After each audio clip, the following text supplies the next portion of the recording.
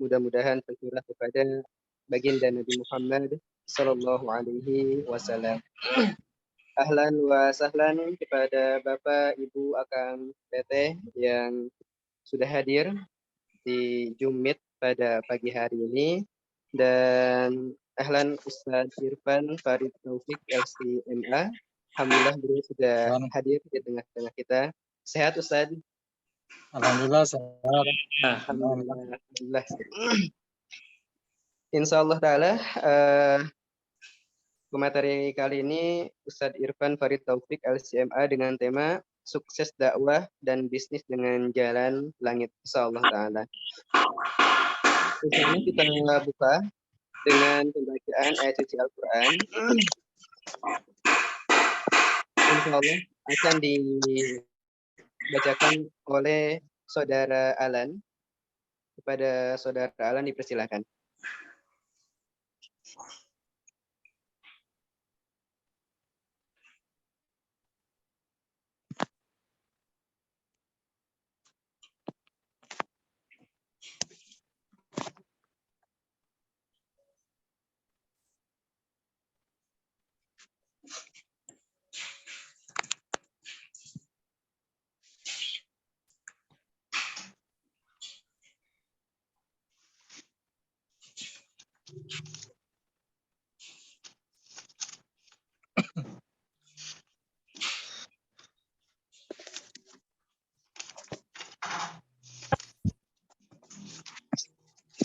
Assalamualaikum warahmatullahi wabarakatuh. Waalaikumsalam warahmatullahi wabarakatuh. Izin Ustadz sekalian membacakan tilawah pada pagi hari ini.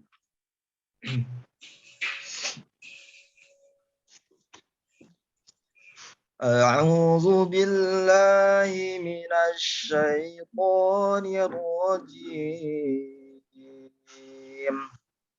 Bismillahirrahmanirrahim.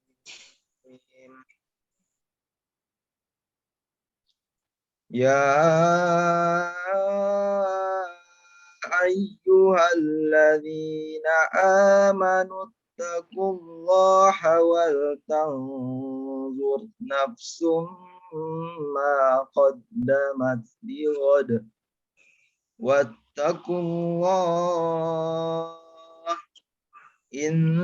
innallaha khabirun bima ta'malun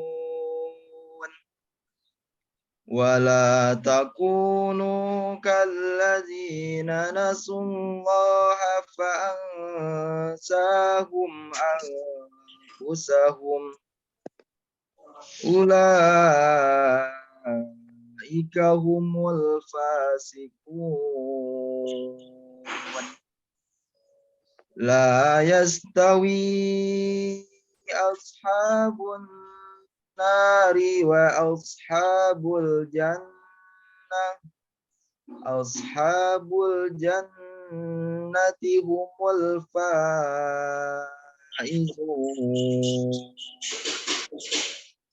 law anzalna hadzal qur'ana ala jabalin la ra'aitahu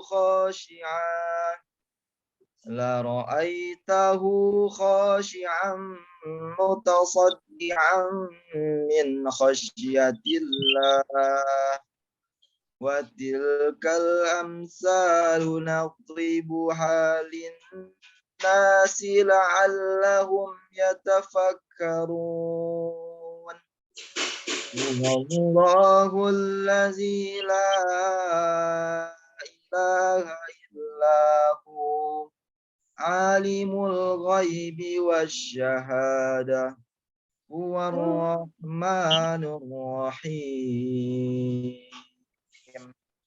huwallahu allazi la ilaha illahu al-malikul qudusus salamul mu'minul muhaiminul azizul jabbarul mutakabbir subhanallahi amma yusyrikun Wallahul khaliqul bari'ul musawwiru lahul asma'ul husna yusabbihu lahu ma fis samawati wal ardi wa huwal azizul hakim. Ini lagi KPK lagi ya. Syukran Ustadz sekalian. Assalamualaikum warahmatullahi wabarakatuh. Waalaikumsalam warahmatullahi wabarakatuh. Alhamdulillah, jazakallahu khairan kepada Alan yang sudah membacakan isi Al-Quran. Tas 60 biji. Sama Pak Baik, kepada Akang Teteh, mohon dikondisikan mic-nya. Insya Allah kita akan melanjutkan Sekolah Da'i Wirausaha ini dengan tema sukses dakwah dan bisnis dengan Jalan Langit dengan pemateri Ustadz Irfan Farid Taufik LCMA. Kepada beliau dipersilakan tafadhol mashkura. Baik, bismillahirrahmanirrahim. Assalamualaikum warahmatullahi wabarakatuh. Waalaikumsalam warahmatullahi wabarakatuh. Alhamdulillah, wassalatu wassalamu ala rasulillah. Asyhadu an la ilaha illallah wa asyhadu anna Muhammadan abduhu wa rasuluh. Rabbi syrah li sadri wa yassir li amri wahlul 'uqdatam min lisani yafqahu qawli. Allahumma la sahla illa ma ja'altahu sahla wa anta taj'alul hazana idza syi'ta sahla. Rabbana 'alaika tawakkalna wa ilaika anabna wa ilaikal masir. Yang saya hormati rekan saya, salah seorang pimpinan Basnas Kota Bandung, Bapak Arif Nur Rahman. Yang saya banggakan rekan-rekan yang pada pagi ini menyempatkan dirinya ya di tengah kesibukan untuk mengikuti agenda ini ya. Sekolah Da'i dan apa tadi? Kos keadilan itu wirausaha. Da'i Dan wirausaha ya. Ini biar ada komunikasi ya. Jadi kalau sekali-kali nanti saya bertanya ya di tengah-tengah penyampaian bisa direspon ya sama Akang host. Siapa Akang hostnya teh? Nah, Ustaz. Ya. Baik, ini saya langsung share screen-nya. Sebentar, mana tadi? Nah, ini. Kelihatan ya, kawan-kawan? Kelihatan Ustaz. Nah, Alhamdulillah. suara saya jelas nggak? Jelas, Jelas, Ustaz, jelas. Ustaz. Alhamdulillah. Jelas ya, alhamdulillah. Baik, hari ini kita akan membahas satu tema ya yang sangat terkait sekali dengan program ini, yaitu program bagaimana menyiapkan da'i ya atau pesantren da'i dan wirausahawan gitu ya, yang mana dua core bisnis disatukan sekaligus ya, yaitu dakwah dan usaha ya. Maka hari ini kita akan membahas tentang sukses dakwah dan bisnis dengan Jalan Langit. Ya. Jadi ini tema yang saya kira masih jarang orang menyatukannya ya. Menyatukan antara dakwah dengan bisnis. Sebagaimana juga mungkin yang masih jarang itu menyatukan antara syariah dengan multimedia misalnya. Usuluddin dengan multimedia itu satu yang masih jarang. Sama ini juga ya. Ketika bicara dakwah dan bisnis itu adalah satu tema ya yang masih jarang dibahas bersama gitu dalam satu forum. Maka kawan-kawan ini beruntung sebenarnya ya, bisa mengikuti program yang digagas oleh Pak Wakas 1 ya, Pak Arif Nur Rahman, yang mungkin di tempat lain belum tentu bisa mendapatkan tema-tema seperti ini. Baik, kawan-kawan masih mendengar saya? Masih Ustaz. Alhamdulillah, siap. Ya, masih, Tad. Masih. Nah, tutup buka aja ya, nggak apa-apa ya, mute, unmute gitu ya, biar ada komunikasi. Sip. Kita buka slide yang berikutnya. Ini saya ingin memulai dengan kondisi ya sebelum datangnya dakwah Islamiyah yang dibawa oleh Nabi Muhammad SAW. Jadi kalau kita berbicara tentang dakwah dan sejarah dakwah, maka itu tidak akan lepas dari sejarah dakwah para nabi, gitu ya. Jadi sejarah dakwah itu ya memang sejarahnya para nabi, karena tugas nabi itu adalah berdakwah.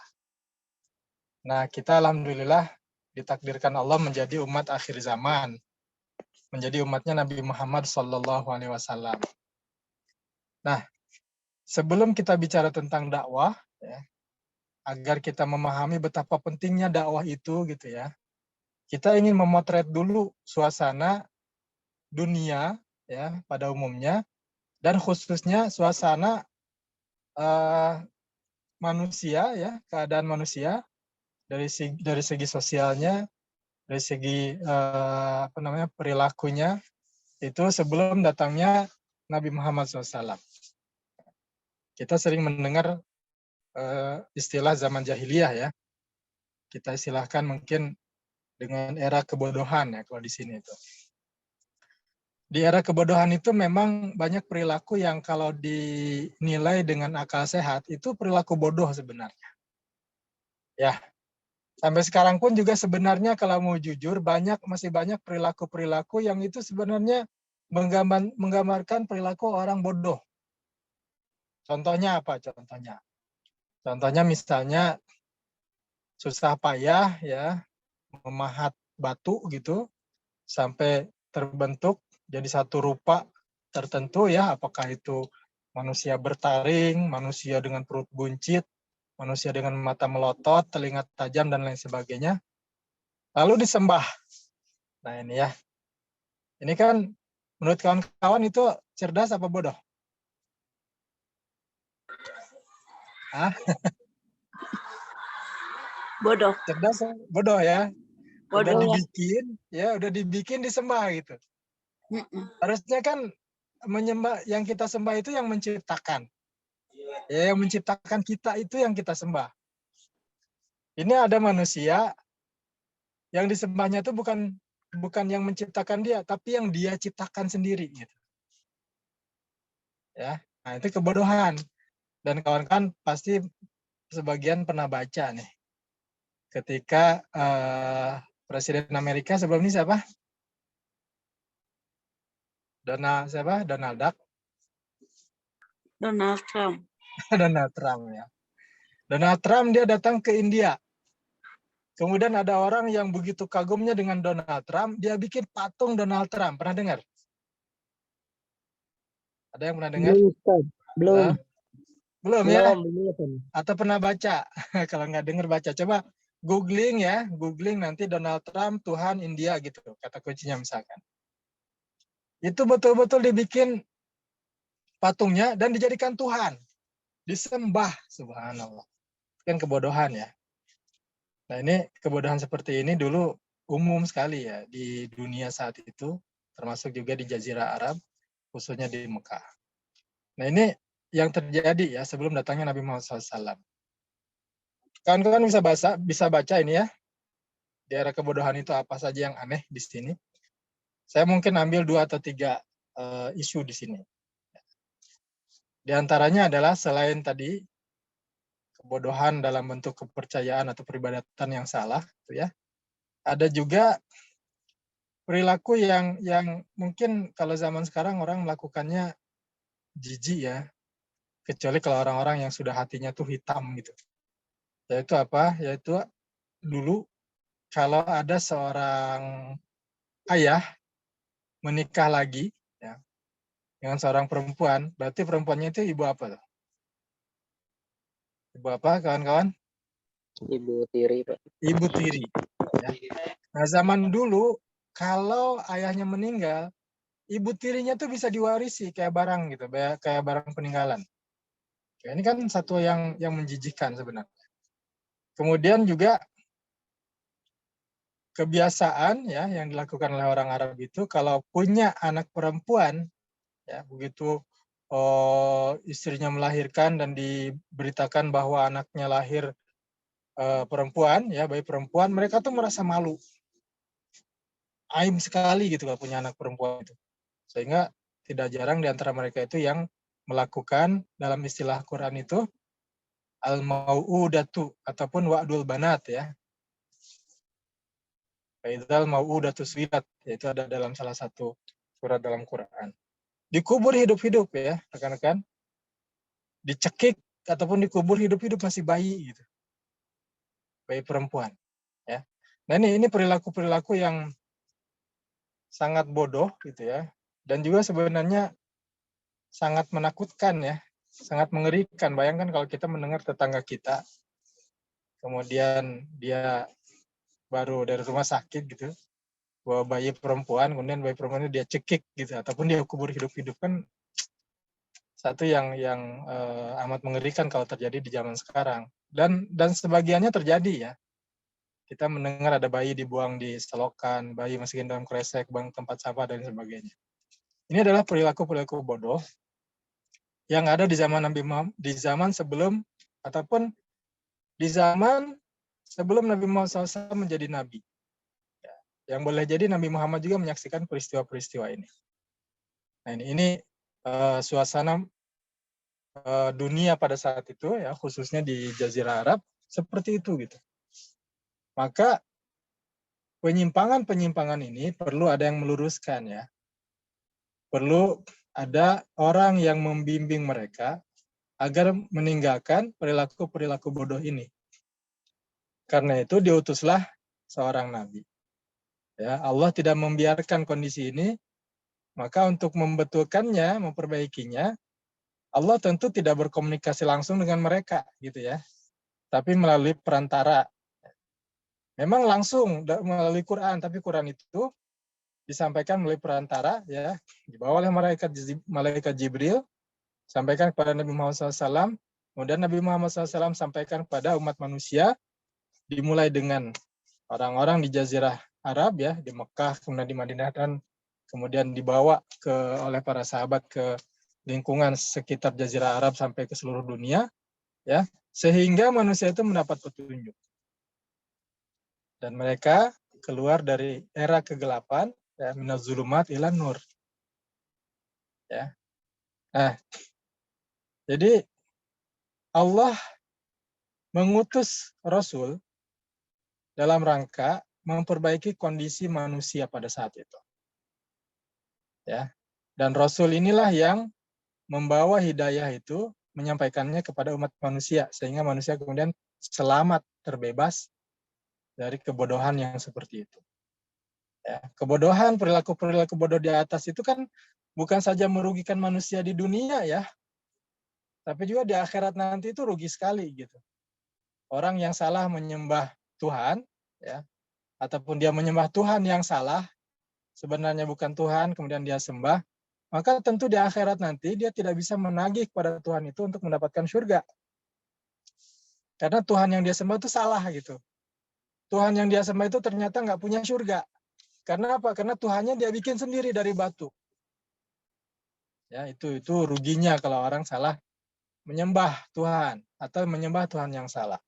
Maka perlu ada orang yang membimbing agar manusia itu menyembah Tuhan yang benar, yaitu siapa? Allah Subhanahu wa taala. Ya.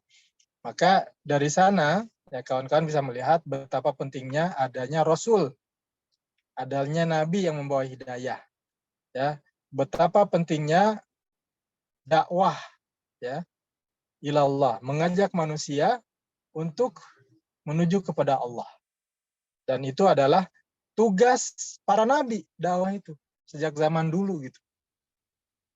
Nah, kemudian ketika nabi sudah meninggal, siapa yang melanjutkan? Ya tentu para sahabat, tabi'ut tabi'in, dan sampai ke zaman kita, ya, sampai ke zaman kita itu disampaikan oleh para dai, para mubalik, ya, orang-orang yang membawa misi dakwah. Oke ya. Sampai sini kawan-kawan bisa melihat ya betapa pentingnya dakwah itu. Paham sampai sini kawan-kawan? Bisa dipahami ya? Ya, insya Allah Pak. Oke, siap. Nah, kemudian setelah mendapat gambaran tadi ya betapa pentingnya dakwah, maka kita bisa berkesimpulan bahwa ad-dakwah ilallah itu is the best project. Dakwah mengajak orang untuk mendekat kepada Allah itu adalah proyek terbaik, ya, the best project. Dan ini juga didukung dengan ayat-ayat, dengan hadis-hadis Nabi SAW ya. Contohnya di sini di surah Fussilat ayat 33 ya. A'udzubillahi minasyaitonirrajim. Wa man ahsanu qaulan mimman da'a ilallah wa 'amila shalihan wa qala innani minal muslimin. Kata Allah, siapa yang lebih baik perkataannya ya, dibandingkan orang yang mengajak kepada Allah. Jadi dengan kata lain, dengan bahasa bebasnya, tidak ada orang yang lebih baik di dunia ini dibandingkan dengan orang-orang yang da'a ilallah. Berdakwah, mengajak orang menuju kepada Allah. Wa amila salihan. Dan melakukan amal saleh. Wa qala innani minal muslimin. Seraya dia berkata, aku termasuk orang-orang yang berserah diri pada Allah Subhanahu wa taala atau orang-orang yang muslim. Ayat ini menegaskan bahwa dakwah itu ataupun dai itu adalah orang terbaik. Ya. Ini di sini ada satu penjelasan ya, tafsir dari ayat di atas bahwa fil ayati hasun ala dakwah ilallah subhanahu wa ta'ala. Ayat ini mengajak untuk kita melakukan dakwah, mengajak orang ya untuk menuju kepada Allah Subhanahu wa taala. Sebagaimana ayat ini juga menjelaskan fadlul ulama ad-da'in ilahi ala basirah. Ya. Orang-orang yang mengajak ya, ataupun berdakwah dengan menggunakan basirah, menggunakan ilmu sesuai dengan yang diajarkan oleh Rasulullah SAW. Ya, jadi ayat ini memberikan penegasan tentang pentingnya dakwah dan betapa hebatnya posisi orang-orang yang melakukan dakwah. Oke kawan-kawan, kemudian ya, kita menjumpai dalam surah lain. Surah Yusuf ayat 108. Tentang keutamaan berdakwah itu. Menyeru manusia agar mendekat kepada Allah, mengikuti jalan Allah. Di surah Yusuf ini dikatakan, A'udzubillahi minasyaitonirrajim, Qul hadhihi sabili. Katakanlah, inilah jalanku. Ad'u ilallahi ala basiratin. Aku menyeru manusia agar mendekat kepada Allah, mengikuti perintah Allah ala basiratin. Menyerunya itu berdasarkan basirah ataupun ilmu. Tidak asal-asal mengajak ya, tapi berbekal ilmu gitu. Ilmu itu penting ya. Bagaimana kita bisa mengajak orang kalau kita tidak jelas mau diajak kemana gitu. Seperti contohnya kalau kita mau ngajak piknik gitu ya. Ayo piknik yuk, Pangandaran misalnya. Tapi kita tidak punya pengetahuan tentang jalan menuju Pangandaran. Bisa nggak kira-kira? Jangan-jangan dia tidak sampai ke Pangandaran, ya. Sampainya mungkin malah ke Padalarang gitu.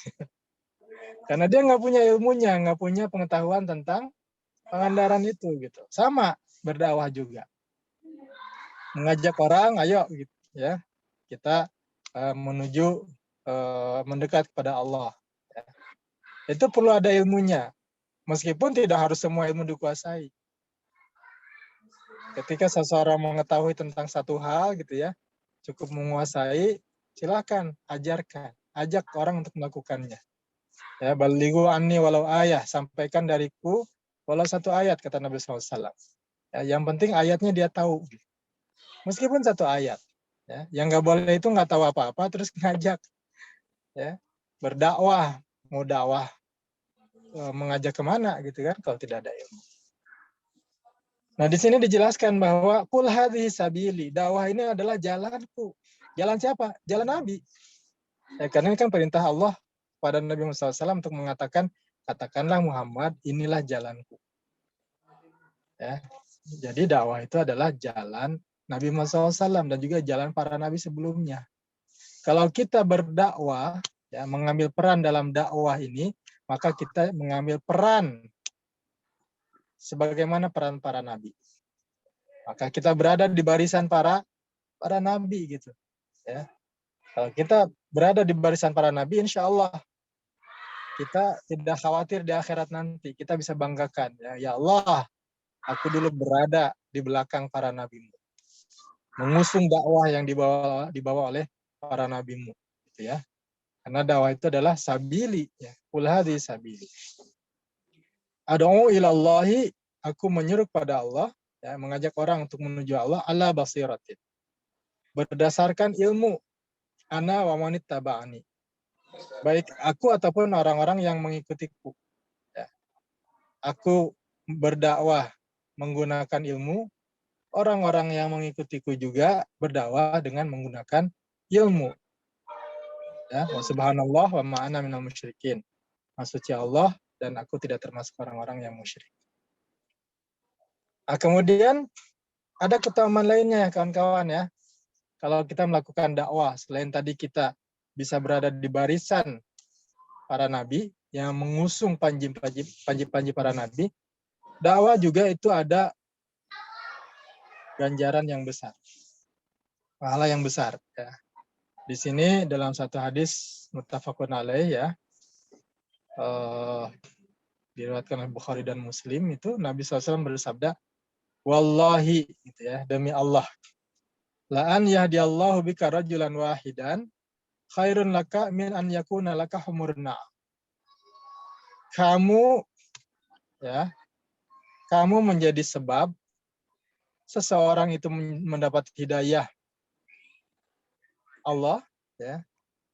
La yahdiyallahu bika rajulan wahidan, ya, karena kamu ajarin, karena kamu dakwahi sehingga dia mendapatkan petunjuk dari Allah Subhanahu wa taala, ya.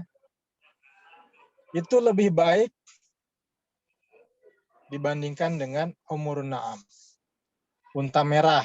Ya, kalau dulu tuh salah satu simbol barang berharga itu adalah unta merah. Unta merah ini jarang ya. Jarang ada. Dan dia punya keistimewaan. Besar, kuat gitu ya. Keistimewaan yang ada pada unta ya. Kalau unta kan pada umumnya dia keistimewaannya dia kuat tanpa makan, tanpa minum ya. Berhari-hari. Kemudian dia juga bisa membawa perbekalan air ya, minum banyak-banyak, kemudian airnya itu bersih. Ketika disembelih itu bisa diminum airnya. Itu unta pada umumnya, dan unta juga kuat ingatan. Kalau di padang pasir itu kan zaman dulu ya tidak ada rambu-rambu ya. Kadang-kadang zaman dulu itu di padang pasir gunung itu bisa pindah. Gunung pasir itu ketiup angin besar, pindah itu angin itu. Gunungnya itu.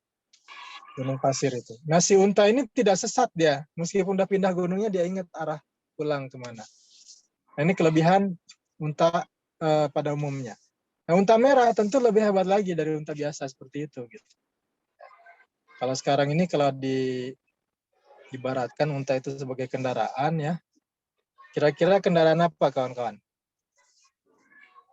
Red Ferrari apa? Ataupun Alphard? Ataupun apa lagi itu yang paling bagus tuh. Sebutlah apa saja yang paling bagus kendaraan pada saat ini, nah itulah kira-kira gitu.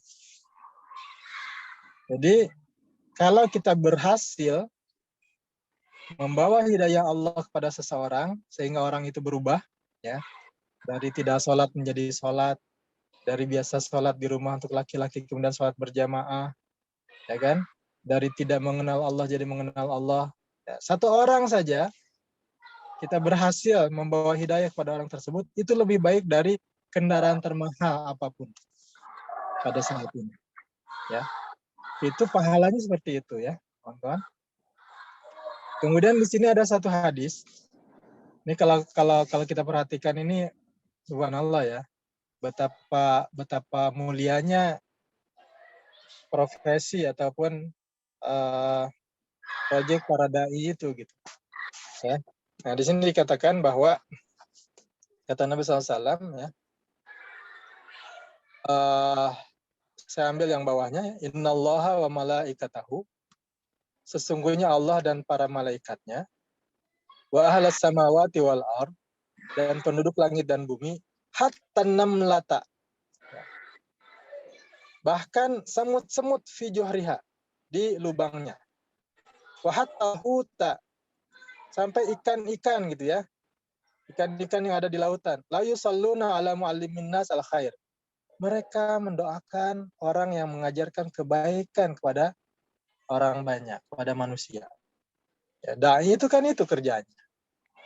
Ya, dai itu kan mengajarkan, memberikan teladan, memberikan contoh, mengajak kepada kebaikan. Ya, tentu dengan berbagai cara ya. Yang namanya dai itu bukan hanya bicara di mimbar. Dai itu juga memberikan contoh dalam perilaku sehari-hari. Dai itu juga memberikan contoh dalam bentuk teladan, gitu kan? Ya. Yang intinya adalah mengajarkan orang tentang kebaikan.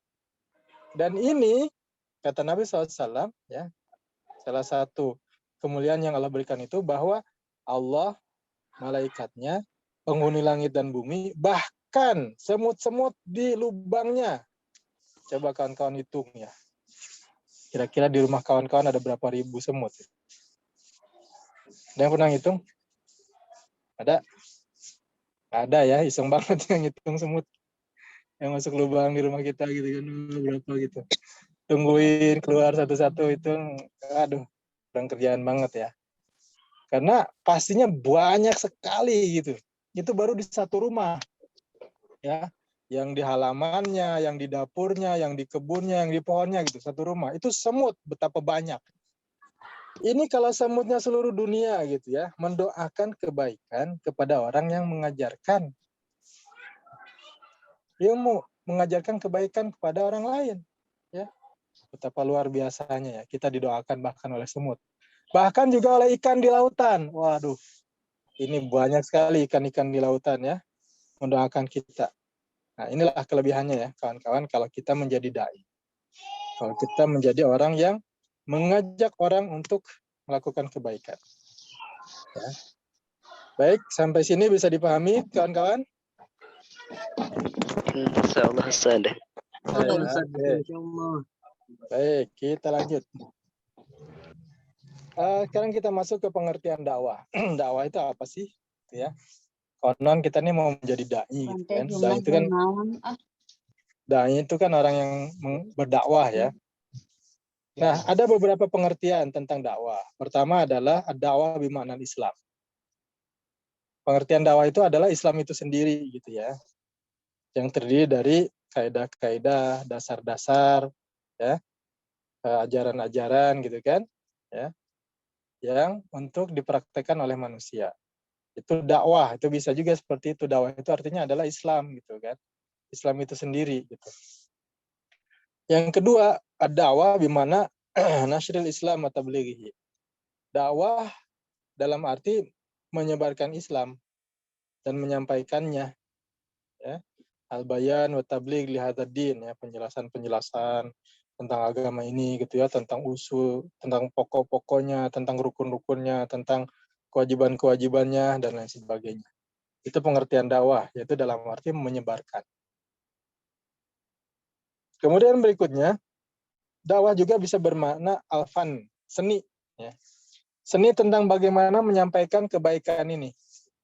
Menyampaikan pesan-pesan risalah Islamiyah ini pada orang banyak. Itu juga dakwah. Nah, ini yang dakwah dalam arti sempit ini seperti ini ya. Berdiri di mimbar gitu ya. Kemudian kadang-kadang diselingi dengan nasyid, kadang-kadang diselingi dengan ilustrasi film, kadang-kadang diselingi dengan joke dan lain sebagainya. Itu dakwah juga ya. Karena dakwah itu salah satu pengertiannya juga adalah alfan, ya, seni menyampaikan. Itu dakwah. Maka kalau kawan-kawan mau berdakwah, mau menjadi dai, ya harus memahami ini. Bahwa kita akan menyampaikan Islam. Karena dakwah itu adalah Islam itu sendiri. Ya. Maka perlu kita menambah sedikit demi sedikit pengetahuan keislaman kita. Ya. Kita juga perlu memahami, menguasai seninya gitu. Bagaimana menyampaikan dakwah itu gitu. Ya. Apakah melalui makan gitu kan? Dan Nabi juga dulu dakwahnya nggak cuma bicara. Penguasa-penguasa pembesar-pembesar Quraisy itu dalam perang Hunain itu dulu Nabi dakwahnya dengan apa? Dengan ratusan ekor kambing gitu. Diberikan ratusan ekor kambing gitu. Ya. Oh, dan mereka lunak hatinya dan kemudian masuk Islam. Itu cara-cara berdakwah Nabi SAW gitu. Ya. Bahkan ada dakwah Nabi itu yang pengaruhnya tidak terjadi di zaman Nabi SAW. Ya.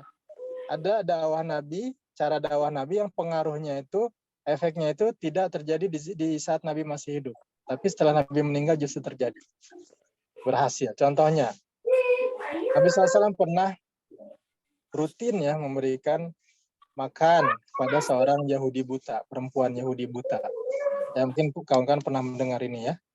Dia maki terus ya, caci maki Nabi Muhammad SAW. Tapi setiap hari itu Nabi Muhammad kasih makan, bawa susu, bawa roti gitu ya. Dicelupkan rotinya, kasih suapin ke si Yahudi tua ini. Gitu kan? Itu saat itu tidak masuk Islam si Yahudi ini. Justru setelah Nabi Muhammad SAW meninggal, ya, kemudian perannya digantikan oleh Abu Bakar. Abu Bakar nyuapin wanita ini, dan kemudian wanita ini tahu bahwa yang nyuapin sebelumnya itu adalah Nabi Muhammad. Aduh, yang dia maki-maki ya, maka kemudian dia masuk Islam. Jadi seperti itu kawan-kawan ya. Seni berdakwah itu tidak hanya berbicara, ya, tidak hanya beretorika, tapi juga bisa dengan cara-cara yang lain. Nah, kemudian karakteristik dakwah Islam ya, karakteristik dakwah itu dia punya sifat tertentu gitu ya. Bahwa dakwah Islamnya itu ada karakteristiknya. Yang pertama ya, diantaranya nih ya, alamiyatud dakwah al-Islamiyah. Bahwa dakwah Islam ini sifatnya adalah universal. Sifatnya itu adalah internasional. Islam bukan hanya untuk orang Arab. Ya. Maka salah besar kalau orang mengatakan, nah itu mah agama Arab gitu. Salah. Karena Islam itu adalah alamiah. Ya. Karena Allah sendiri berfirman, wa ma arsalnaka illa kafatal linnas. Surat Sabah 27 ya. Tidaklah kami mengutus engkau wahai Muhammad melainkan kafatal linnas. Untuk manusia seluruhnya gitu. Ya. Basyiran wa nadhiran, memberikan kabar gembira dengan surga. Memberikan peringatan dengan ancaman Allah kalau durhaka yaitu neraka. Walakinna aktsarun nas la ya'lamun, tapi kebanyakan manusia itu nggak tahu gitu. Bahkan bisa jadi yang nggak tahu itu ada di sekitar kita. Ya, di Bandung ini mungkin ya. Nggak tahu kalau dakwah Islam itu adalah untuk seluruh manusia gitu, sehingga menganggapnya wah itu mah untuk kalangan orang Arab saja gitu. Ya. Padahal karakteristik dakwah Islam itu adalah alamiah. Untuk seluruh manusia di dunia ini. Kemudian yang kedua, nasikhah li baqil adyan wa syara'i as-sabiqah. Islam ini itu menjadi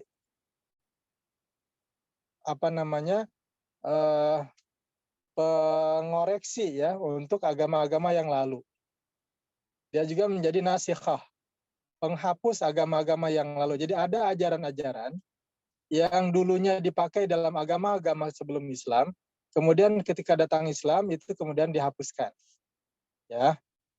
Dihapuskan. Contohnya apa? Contoh misalnya dulu dalam agama Yahudi itu ya, orang kalau mau bertobat itu ada perintah untuk membunuh dirinya. Ya. Lakukan dosa besar gitu kan, mau bertobat bunuh dirinya. Itu ada ya, ajaran seperti itu. Nah, ketika Islam datang diharamkan itu bunuh diri itu. Ya. Kemudian juga salah satu dalam syariat Bani Israel itu Kalau pakaian kena najis itu nggak bisa dicuci. Membersihkannya gimana? Digunting. Ya. Yang kena najisnya digunting, dibuang gitu. Aduh, susah banget itu ya syariatnya. Maka kemudian di zaman Nabi Muhammad SAW datang syariat baru. Kalau kena najis dicuci, ya, tidak perlu digunting. Itu karakteristik dakwah Islam. Ya. Kemudian yang ketiga asyumul. Syumul ini komprehensif, kamil, mutakamil, sempurna. Jadi ketika kita bicara Islam, itu bukan hanya bicara sholat di masjid, rekan-rekan ya. Ketika bicara Islam, bukan hanya bicara tentang wudhu, bagaimana caranya, apa yang membatalkan wudhu dan lain sebagainya, bukan cuma itu. Ya, sebagaimana Islam dibicarakan di masjid, sebagaimana Islam diterapkan di masjid, Islam itu juga diterapkan di tengah masyarakat. Islam itu juga diterapkan dalam budaya. Islam itu diterapkan dalam politik. Islam itu diterapkan dalam ekonomi. Ada aturan-aturan, petunjuk-petunjuk ya. Bahkan kita melihat Nabi dan para sahabat melakukannya ya, terkait dengan Islam itu di ranah politik. Bagaimana kemudian Nabi menjadi pemimpin di Madinah, bersurat kepada raja-raja di sekitarnya. Bagaimana kemudian Abu Bakar menjadi khalifah, pemimpin negara, bukan saja pemimpin negara Madinah, tapi untuk pemimpin umat Islam saat itu, yang bukan hanya di Madinah. Ya. Itu kan urusan-urusan politik gitu. Bagaimana Nabi pergi ke pasar, bagaimana Nabi kemudian mengecek dagangan kaum muslimin ketika itu, ya ada orang yang jual kurma bagus-bagus di atasnya. Ketika Nabi masukkan tangan ke dalam kurma itu, ternyata di bawahnya kurma yang basah, yang kurang bagus. Ya, maka Nabi perintahkan, campurkan kalau kayak gini, jangan disembunyikan. Jadi Islam itu syamil, syumul. Tidak hanya bicara tentang sholat di masjid, wudhu, ya, tapi juga bicara tentang bagaimana aturan-aturan perdagangan, bagaimana aturan-aturan politik, ya, bagaimana aturan-aturan sosial. Ya, bahkan hal-hal yang kecil pun ada yang diatur oleh Islam gitu. Adab-adab, ya, etiket-etiket, tata cara makan tangan kanan gitu kan ya. Jangan makan dengan tangan kiri. Ya. Jangan makan sambil duduk gitu kan. Itu etiket-etiket ya. Adab-adab yang diajarkan oleh Islam gitu, diatur. Jadi kalau mau punten ya, kalau habis buang air besar gitu punten. Itu kan membersihkannya dengan tangan mana gitu. Nah, tangan yang sudah biasa dipakai untuk membersihkan kalau kita sudah buang air besar, ya, membersihkan kotoran, jangan dipakai untuk makan. Ya, maka ada pembagian. Kalau bersih-bersih pakai tangan kiri, kalau makan pakai tangan kanan. Ya, itu hal-hal sederhana gitu, yang menggambarkan betapa Islam ini syumul, lengkap, komprehensif, ya, dalam berbagai bidang gitu kan. Itu. Maka kalau hanya memahami Islam itu hanya dalam bentuk sholat aja gitu ya. Kalau udah sholat ya udahlah. Urusan pendidikan mah nggak usah diatur dengan Islam, ekonomi nggak usah diatur dengan Islam, politik bahkan juga lah politik mah kotor gitu kan. Nah, itu bahaya ya. Padahal Islam itu masuk ke semua ranah itu. Perjuangan Islam ada di semua arena-arena itu. Ya, termasuk juga politik ya. Kalau politik itu tidak diisi oleh orang-orang baik, ya orang-orang jahat yang masuk. Kalau orang-orang Islam yang soleh tidak mengambil peranan di situ, maka yang masuk di situ, kalaupun dia Muslim, bisa jadi Muslim yang tidak soleh, Muslim yang tidak mengerti Islam, sehingga akhirnya bisa jadi ya ulama yang mengajar kebaikan justru dipenjara misalnya. Itu bisa jadi. Kenapa? Karena umat Islam yang soleh absen di medan pertempuran, di medan juang politik. Ya, ekonomi dikuasai oleh orang-orang non-Muslim. Ya, miris sekali ya di negara kita itu ada 2% manusia menguasai kekayaan 50% manusia di Indonesia ini. Ya. Gitu. Maka dalam kita memahami Islam sebagai seorang dai, karena kita mau mengajarkan Islam, menyampaikan Islam, kita harus memahami bahwa Islam itu syumul, komprehensif, ya. Baik. Sampai situ cukup jelas kawan-kawan? Jelas ya? Nggak pada tidur kan? Insya Allah jelas Ustaz. Takutnya senyal gitu. Takutnya khusyuk gitu. Ya. Baik. Nah, kemudian kita ingin tahu kenapa sih kita harus belajar bisnis gitu ya? Kenapa kita harus jadi entrepreneur gitu ketika kita menjadi dai? Ya tentu ada korelasi gitu kan ya, pasti ada hubungan antara bisnis dengan dakwah. Ya. Nah, ini salah satu hubungannya kita bisa melihat di sini. Di surah Yasin ayat 21. Ya. A'udzubillahi minasyaitonirrajim wa jaa min aqsal madinati rajulun yas'a. Ya, waktu itu ada seorang yang datang tergesa-gesa dari pinggiran kota gitu, kemudian dia datang kepada kaumnya dan mengatakan, ya, qala ya qaumi ittabi'ul mursalin. Wahai kaumku, ikutilah, taatilah para rasul itu, nabi yang diutus itu, ya. Nah, kemudian ya ini poinnya nih yang ayat 21. Ittabi'u man la yas'alukum ajran wa hum muhtadun. Ikutilah orang yang tidak minta upah kepadamu gitu atas apa yang mereka sampaikan, wa hum muhtadun. Sementara mereka adalah orang-orang yang mendapatkan petunjuk. Ya, nah di sini kita bisa melihat korelasi. Kalau seorang dai tidak punya usaha yang cukup, ya, bahkan menjadikan dakwahnya itu sebagai sarana untuk minta upah, ya. Oke lah, saya ajarin kamu gitu, tapi saya minta upah ya, gitu kan. Saya ajarin kamu rukun Islam. Rukun Islam itu ada 5 ya. Satu rukun saya ajarin, satu rukun harganya 250.000 ya. Jadi 5 rukun kamu bayar 1.250.000. Misalkan gitu ya. Nah ini nggak bisa kayak gini. Orang nggak mau dengar nanti gitu. Ya. Karena karakteristik para nabi itu adalah mereka tidak minta upah.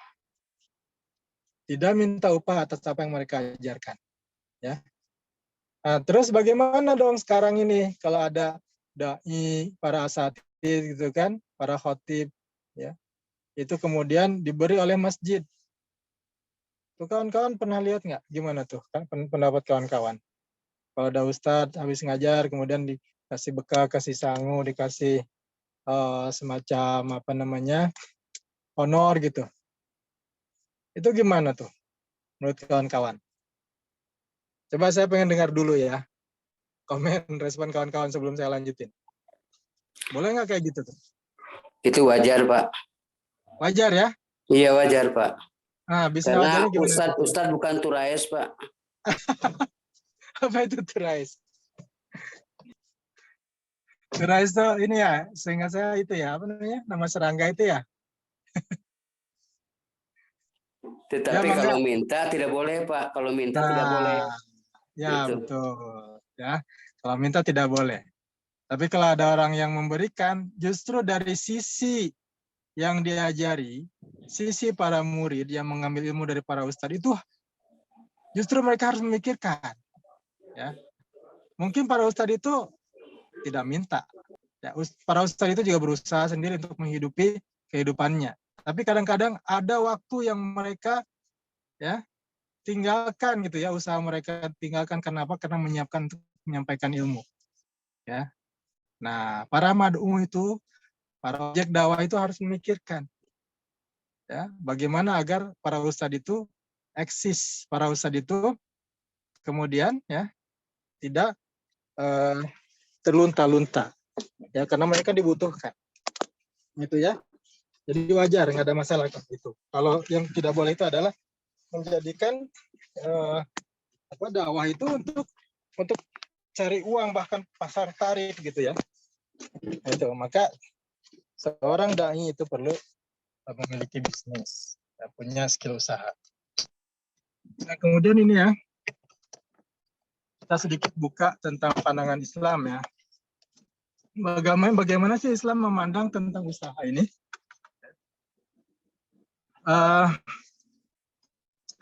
Di sini ada beberapa hadis ya, mungkin karena waktu juga ini, mudah-mudahan dalam 5 menit kita bisa bahas.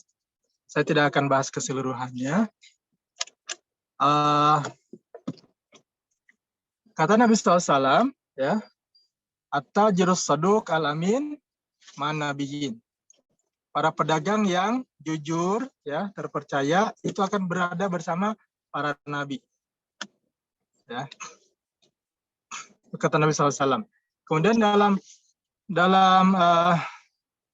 Quran juga dinyatakan bahwa wabtaghi fima atakallah ad-daral akhirah. Carilah pada apa yang Allah berikan itu, ya, darul akhirah. Darul akhirah, ya. Kejarlah kampung akhirat.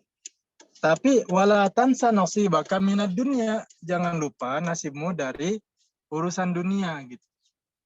Ya, jadi jangan dilupakan ya usaha mencari dunia gitu kan, mempunyai rumah gitu kan, dan seterusnya. Kemudian, nah ini dari ayat tadi itu jelas ya, jangan kita melupakan dunia. Nah, kemudian di hadis lainnya itu ada anjuran atau ajaran dari Nabi SAW. Nabi memuji orang-orang yang punya profesi seperti ini. Di antaranya apa? Di antaranya adalah kata Nabi SAW, ma min muslim yazra'u zara'an.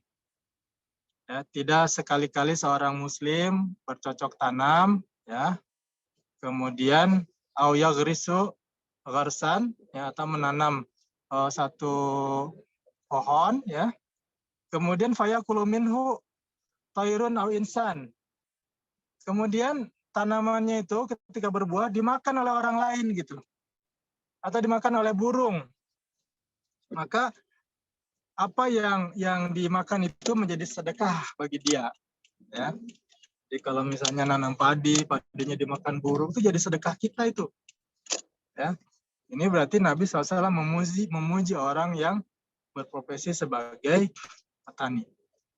Kemudian juga Nabi juga menganjurkan untuk bekerja yang lain juga, ya. Kata Nabi SAW, ma'akala ahadun ta'aman qattun khairun min an yakula min amal yadihi. Ya. Tidak ada pekerjaan yang lebih baik, ya, bagi seseorang melainkan dia makan dari hasil kreativitas tangannya. Nah, ini kan anjuran tuh dari Nabi SAW untuk kita menjadi orang yang kreatif. Ya. Kemudian bahkan ya dalam Quran itu dijelaskan disandingkan antara mencari nafkah itu dengan jihad fisabilillah. Dalam surat Al-Muzammil, ya, itu ada di situ. Disandingkan bahwa orang yang orang yang mencari nafkah itu setara dengan orang yang berjihad fisabilillah. Nah, kemudian rekan-rekan, ini banyak hadis-hadis dan ayat-ayat yang mendukung pentingnya kita menjadi wirausahawan, ya, pentingnya kita punya penghasilan sendiri, ya. Tapi mungkin karena waktu saya potong saja sebagian, ya. Kemudian ya diantaranya juga adalah di hari Jumat itu ada perintah faidaku di atas salatu fantashiru fil ard. Kalau selesai melakukan salat Jumat, bertebaranlah di muka bumi gitu. Wabtagu min fadlillah. Carilah keutamaan rizki dari Allah gitu kan. Seperti itu, ya. Itu pandangan Islam tentang usaha, ya. Maka seorang dai, nah, kalau mau dia didengar, nah, dia harus mandiri, harus punya penghasilan, ya. Karena para nabi juga dulu seperti itu mengajarkannya, ya. Bahkan nanti di akhir, ya, kita akan melihat bagaimana profesi-profesi para nabi. Namun sebelum itu saya ingin menyampaikan satu cerita, kawan-kawan, ya. Ini menarik nih ceritanya nih, ya. Tuh, ini agak saya punten sambil nyetir ini sekarang. Bentar. Ini lagi di tikungan, kawan-kawan, ya. Bentar, ya. Jadi ceritanya itu adalah tentang salah seorang tokoh saleh yang namanya Syaqiq Al-Balkhi. Syaqiq Al-Balkhi ini dia pernah minta izin kepada sahabatnya yang juga orang saleh, yang namanya Ibrahim bin Adham. Ya, Syakik al-Balkhi itu pernah menyampaikan kepada Ibrahim al-Adham bahwa dia akan melakukan perjalanan bisnis, ya, rihlah, untuk melakukan bisnis, pergi. Ya, kalau dulu kan Nabi Muhammad itu pergi ke Syam, ya, ke Syria untuk berniaga, pergi ke Yaman gitu kan. Nah, ini Syakik al-Balkhi ini minta izin kepada Ibrahim bin Adham. Syekh, saya mau pergi. Saya mau bisnis, gitu kan. Ya, oke, kata Ibrahim bin Adham. Ibrahim bin Adham ini menyangka Syakik al-Balkhi ini akan pergi lama. Ya, akan pergi lama. Kalau dulu kan memang bisnisnya jauh gitu. Jadi lama perjalanannya, berbulan-bulan. Ternyata tidak berapa lama Ibrahim bin Adham ini melihat Syakik al-Balkhi ini ada di masjid. Ya, maka dia hampiri, loh, kok kamu udah ada di sini gitu. Ya, katanya kamu pergi untuk berbisnis. Lalu berceritalah siapa namanya Syakik al-Balkhi ini. Begini Syekh katanya. Saya tuh benar saya pergi bisnis kan. Begitu pergi itu tiba-tiba saya melihat ada seekor burung Syekh. Burungnya itu lemah katanya. Ya udah nggak bisa terbang gitu kan. Terluka ya. Ternyata dalam keadaan terluka, dia nggak bisa cari makan, nggak bisa terbang. Tiba-tiba aku melihat banyak burung yang lain datang menghampiri burung itu, bawa makanan gitu kan.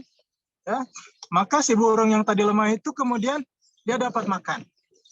Ya, gitu ya. Kata si Syakik ini, dari peristiwa itu Syekh, aku jadi berpikir begini. Kalau Allah mau memberi rizki, ya, biarpun nggak usaha juga rizki itu datang, kata dia. Gitu kan? Itu burung yang lemah itu dia nggak bisa terbang, nggak bisa cari makan, didatangi oleh burung-burung lain gitu sehingga dia dapat makan. Ya, akhirnya aku pulang Syekh. Aku nggak akan berusaha, aku yakin rizki itu akan datang kepadaku gitu. Ya. Nah, kemudian apa responnya Ibrahim bin Adham ini? Begini kata Ibrahim bin Adham. Ya memang gitu. Rizki itu sudah diatur Allah itu. Ya, burung yang lemah pun kalau sudah Allah atur rizkinya akan datang tuh rizkinya. Ya. Tapi masalahnya kenapa kamu ini berpikir untuk jadi burung lemah? Kenapa kamu tidak berpikir menjadi burung-burung yang kuat itu gitu? Mereka nyari makan sendiri, bukan saja untuk memenuhi kebutuhan mereka, tapi juga memenuhi kebutuhan orang lain. Kayak gitu harusnya kamu berpikir itu gitu. Ya, nah, itu kata Syekh Ibrahim bin Adham. Akhirnya, wah, termotivasi nih Syakik al-Balkhi ini. Dia akhirnya bangkit, bangun, semangat gitu kan. Anta ustadzuna ya Aba Ishaq. Engkau betul-betul guru kami wahai Aba Ishaq. Gitu kan. Akhirnya pergi berbisnis. Ya. Nah ini kawan-kawan ya. Jadi mental para dai itu harus kayak gitu ya, bukan nunggu gitu ya, disuapin orang, dijatah orang gitu, bukan. Dia justru yang harus berusaha ya, sehingga dia bisa memenuhi kebutuhannya dan juga bahkan memenuhi kebutuhan orang lain ya. Nah, sebagai penutup ya kawan-kawan, di sini ada penjelasan ya, kan Daud Zarradan ya. Nabi Daud itu dulu adalah seorang zarrad, orang yang biasa membuat pelana kuda dan juga duro. Ya, duro itu adalah perisai perang. Itu usahanya itu Nabi Daud itu. Bahkan Nabi Adam dulu itu seorang petani. Bahkan Nuh jaran. Nabi Nuh itu adalah seorang tukang kayu. Bahkan Idris khayyatan. Nabi Idris itu adalah seorang tukang jahit. Ya kawan-kawan ya. Jadi mereka punya profesi masing-masing. Ya. Kemudian juga Nabi apa lagi nih? Wakana Musa ra'yan. Nabi Musa alaihissalam adalah seorang penggembala kambing. Ya. Jadi begitu ya kawan-kawan ya. Sehingga seorang dai itu perlu menjadi orang-orang yang qadirun alal kasbi, mampu berusaha mandiri, ya, memenuhi kebutuhannya sendiri. Ya. Sehingga kalau dia berdakwah itu dia punya rasa percaya diri gitu ya. Toh nggak dibiayain orang lain gitu. Selamat kan datang. Ketika ada orang yang lebih tinggi dari dia gitu kan ya, dia tidak segan-segan menyampaikan kebenaran dengan cara-cara yang hikmah. Itu ya kawan-kawan ya. Sekelumit tentang kaitan ya antara dai dan entrepreneur gitu ya. Pentingnya seorang dai menjadi seorang entrepreneur agar dia bisa mandiri ya dalam memenuhi kebutuhannya, dan dia juga bisa menyampaikan dakwahnya tanpa takut. Ya. Baik, itu kawan-kawan ya yang bisa saya sampaikan. Mudah-mudahan bermanfaat dan memberikan motivasi buat kita. Dan mudah-mudahan Allah beri kita ilmu ya, dan juga beri kita harta yang halal ya, sehingga kita bisa berdakwah dengan nyaman ya, dan didengar orang. Baik, itu saja. Mohon maaf kalau ada kekurangan ya. Saya tutup dengan billahi taufiq wal hidayah. Assalamualaikum warahmatullahi wabarakatuh. Waalaikumsalam. Waalaikumsalam warahmatullahi wabarakatuh.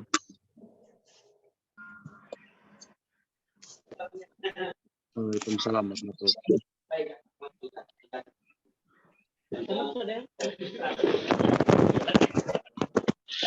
Baik, alhamdulillahirrabbilalamin. Jazakallahu khairan Ustadz Irfan atas pemaparan materinya.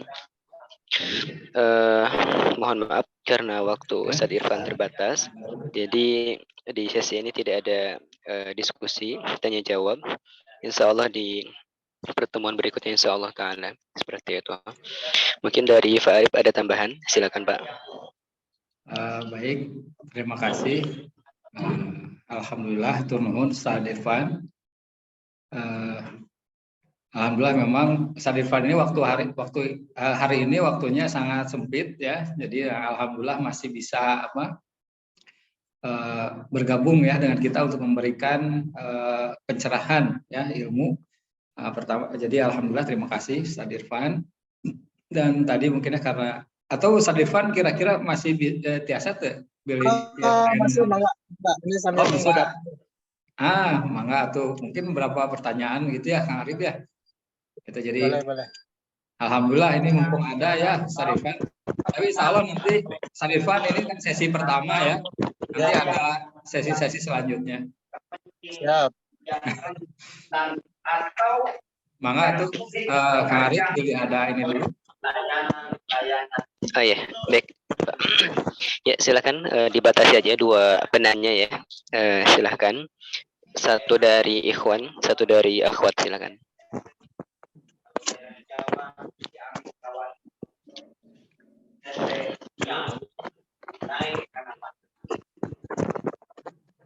Ya, Pak Yusuf sudah buka mic, mau bertanya.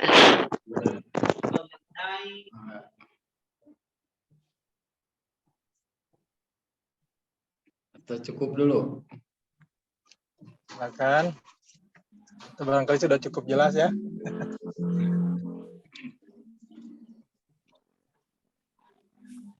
Sikap. Tidak ada yang mau bertanya. Baik. Iya, saya naraskan. Oh, mangga. Pak Andi. Ya Pak Ngersa, kita ya tadi hubungan antara dakwah dengan entrepreneur ya Pak. Sebenarnya ada seorang ustadz yang dalam kesehariannya tidak ada waktu untuk berusaha. Pak Ustadz. Kenapa? Karena dia panggilan dakwahnya ke sana kemari gitu, sehingga nggak ada waktu lah untuk mencari ini. Kemudian yang seperti itu gimana nih Pak? Ya, jadi dia tidak ada waktu untuk mencari nafkah lah, barangkali nafkah, tetapi karena punya panggilan dakwahnya begitu hebatnya panggilan dakwah, tapi bukan berarti panggilan dakwah kemudian dapat amplop, bukan ya, tapi panggilan dakwah dengan keikhlasan dakwahnya gitu ya. Itu seperti itu, dakwah seperti itu bagaimana gitu ya. Itu barangkali. Terima kasih, hatur nuhun. Ya, baik rekan-rekan ya. Kalau kita merujuk kepada ayat tadi ya, yang idealnya sebuah dakwah itu qul hadzi sabili ad'u ilallahi ala basiratin ana wa man ittaba'ani. Tidak cuma ana saja gitu. Tidak cuma saya sendiri ya, tapi wa man ittaba'ani, orang yang ikut saya juga berdakwah. Maka dakwah itu nggak cukup sendiri-sendiri ya rekan-rekan ya. Jadi kalau misalnya ada kasus yang ustadz yang seperti itu aman insya Allah kalau dakwahnya nggak sendiri. Karena apa? Karena yang lain kemudian menopang gitu. Kan dakwah itu kan nggak cuma ceramah, orang yang membiayai dakwah juga itu juga dai sebenarnya. Ya, dulu Utsman bin Affan itu ketika misalnya berjuang di medan jihad, dia harus menjaga anak si istrinya harus dia jaga karena sakit ya, istrinya itu kan anak Nabi SAW. Dia titipkan pedangnya tuh. Nah ini titip aja pedang saya, bawa ke sana, dipakai oleh siapa untuk berjuang fisabilillah. Maka dia juga mujahid jadinya. Maka dai itu juga begitu. Kalau ada ustadz yang karena dia punya kemampuan ilmu yang baik gitu ya, itu harus didukung, ditopang oleh yang lain gitu ya. Jangan bersendirian gitu. Itu idealnya, karena kan hadhi sabili adu ilallah ala basiratin ana wa manittaba'ani. Ya. Maka perlu ada kerjasama, kolaborasi dalam berdakwah itu, nggak cukup sendirian. Seperti itu ya, rekan-rekan ya. Enggak? Ya, baik. Alhamdulillah. Satu orang lagi dari akhwat, silakan.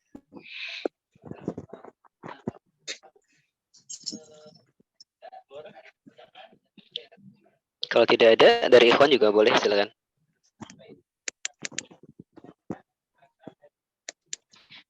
Alan Saputra ya, silakan. Alan Saputra.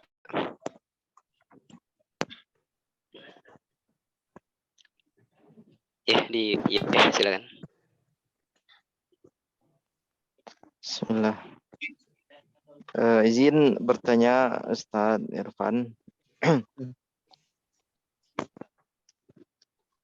Nah, pandang terkait tadi yang sudah diterangkan, Masya Allah, ilmunya dalam banget. Ternyata di pandangan Islam tuh, Allah tuh nyuruh kita gini ya, harus menjadi trainer, harus menjadi Islam yang kaya lah gitu.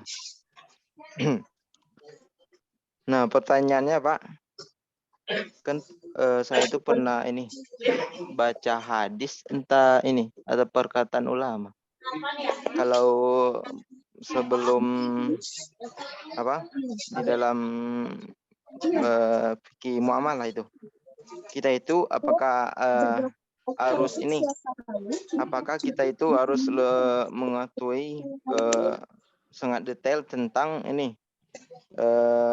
fikih jual beli gitu, tentang usaha termasuk itu. Ya.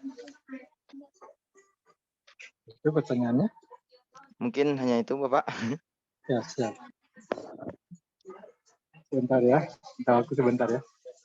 Saya kelakit dulu sebentar.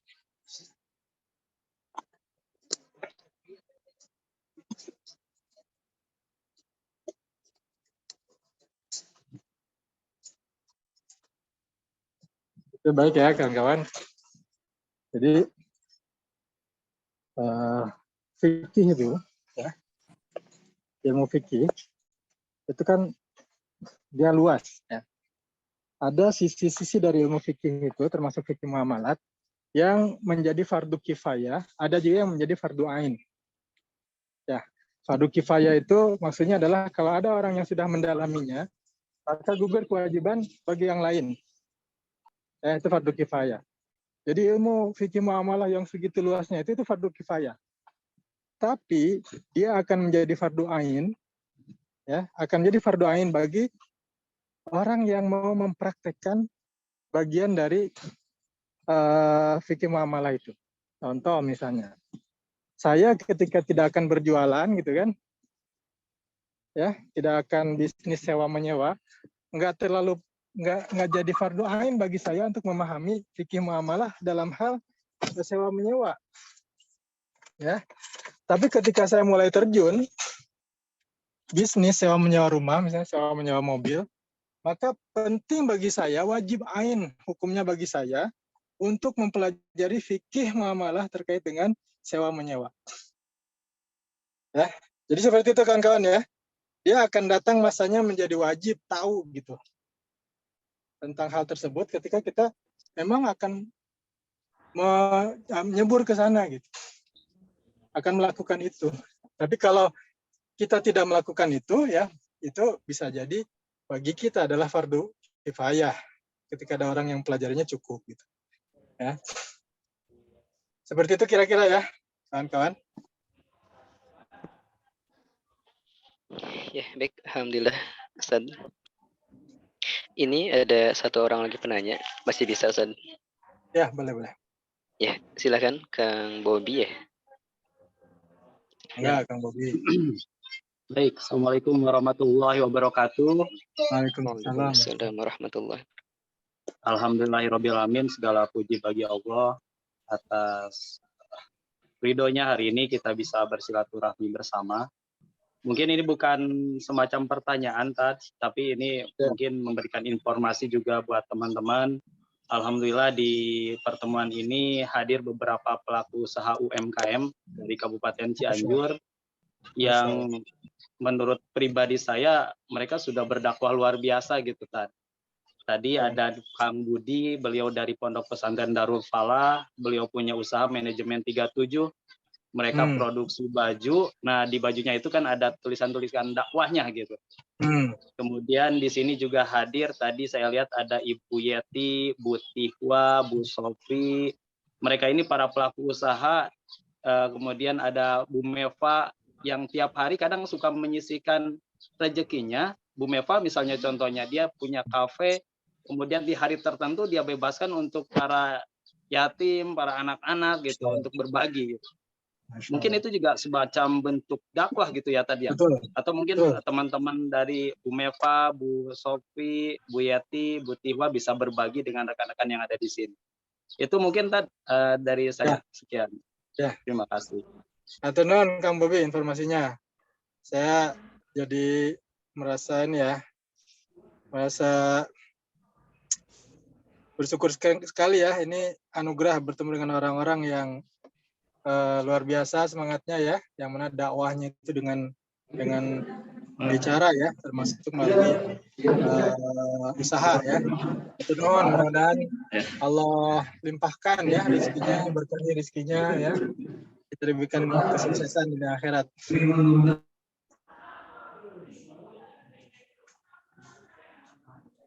Enggak? Ya, baik. Ya. Mungkin ada tambahan lagi dari Farif. Baik, terima kasih. Alhamdulillah ya. Janten hari ini kita sudah belajar dari Ustadz Irfan. Beliau itu pakar ya dari fikih. Beliau dari Madinah juga di Malaysia. Ya, alhamdulillah jadi bisa bersamai kita. Ini menjadi cahaya ilmu ya buat kita semua. Nah, yang kedua, bahwa tadi sebagaimana yang disampaikan Ustadz Irfan, kita akan melaksanakan aktivitas dakwah dan bisnis ini dalam satu kendaraan. Nah, disinilah kenapa ada sekolah Dai Wirausaha ini, ya. Jadi dari mana nanti di sekolah ini kita akan mendesain, ya, bagaimana polanya kita berdakwah sekaligus juga menjalankan usaha, ya, berusaha. Tadi Kang Bobi sudah menyampaikan ya contoh-contoh bahwa dakwah itu tidak harus berceramah saja, gitu ya, tapi juga dengan memproduksi produk-produk yang memberikan nilai dakwah. Nah, itu menjadi bagian dari dakwah. Atau ketika kita punya keahlian media sosial, ketika kita mengupload materi-materi kajian, itu menjadi bagian dakwah. Jadi sangat luas sekali dai ini. Untuk itulah kita bangun sekolah ini, gitu ya. Nah, alhamdulillah nanti Ustadz Irfan dan Bapak Ibu sekalian, polanya itu nanti kita setiap Sabtu akan belajar seperti ini, belajar keilmuan. Hari-hari biasanya kita akan ada mentornya, kita akan dimentor sama para praktisi juga. Di antaranya hadir pada kesempatan ini Pak Bobi ya, Pak Kang Bobi ini itu di PLUT ya, Kang Bobi ya, di Kementerian Koperasi dan UMKM. Ya, beliau memang sehari-hari itu mendampingi entrepreneur, gitu ya. Nah, nanti Kang Bobi ini juga akan menjadi mentor ya. Nanti akan jadi mentor bagaimana teknisnya sehari-hari di lapangan. Nah, juga nanti ada Kang Dani juga di sini ya. Kang Dani akan jadi mentornya untuk penerapan IT. Nah, nanti juga aktivitas kita akan berbasis IT. Ya, juga nanti akan ada Pak Arif Jamaluddin. beliau juga sudah bertahun-tahun ya menjadi tim penjualan di Sampurna ya, di Gudang Garam. Nah, nanti juga akan jadi mentor kita ya, akan menjadi mentor untuk bagaimana melaksanakan bisnis gitu ya. Juga nanti ada Pak Sani ya yang akan jadi mentor pemberdayaan ya. Nah, jadi nanti setelah kita belajar keilmuan ini, kita akan mempraktekkan usaha, dan insya Allah nanti Pak Andi jenis-jenis usahanya itu kita siapkan. Nah, sehingga nanti para peserta itu nanti tidak bingung, tidak harus mengelola barang dan sebagainya. Nanti sudah kita siapkan juga desainnya. Nah, kemudian nanti juga ada pemberdayaan. Nah, jadi nanti dari kelompok ini dibuat kelompok tuh nanti 3 orang harus bisa memberdayakan satu keluarga, gitu ya, satu keluarga kita berdayakan bersama-sama. Gitu. Nah, inilah nanti yang akan menjadi aktivitas di sekolah Daipreneur ini ya, atau Leadpreneur Academy ini. Nah, gitu. Jadi ke depan insya Allah kita akan terus melaksanakan kegiatan ini, menjalankan apa yang tadi disampaikan oleh Ustadz Irfan. Ya, jadi bedanya sekolah kita ya bukan mengejar ijazah, tapi mengejar aplikasi dari materi-materi yang sudah disampaikan oleh para pakar ya, oleh para guru-guru kita. Nah, tadi hari ini kita sudah belajar ya tentang dakwah dan wirausaha, keutamaannya dan contoh-contohnya. Nah, besok kita akan mempraktekkan gitu ya, mengimplementasikan. Nah, itu panginten kanggo tampihan hari ini. Salajengna mangga Kang Arif untuk melanjutkan agendanya. Atur nuhun Ustaz Irfan dan Bapak Ibu saudara. Sama-sama. Baik, alhamdulillahirrahmanirrahim. Sebelumnya saya ucapkan terima kasih banyak kepada Ustadz Irfan dan Ustadz Arif Nur Rahman atas tambahannya, dan Kang Bobi juga terima kasih atas tambahannya. Mungkin untuk pertemuan hari ini dicukupkan sekian karena waktu kita terbatas. Kita tutup dengan doa kifaratul majelis bersama-sama. Subhanakallahumma wa bihamdika asyhadu an la ilaha illa anta astaghfiruka wa atubu ilaik. Assalamualaikum warahmatullahi wabarakatuh. Waalaikumsalam warahmatullahi wabarakatuh. Saya izin live ya.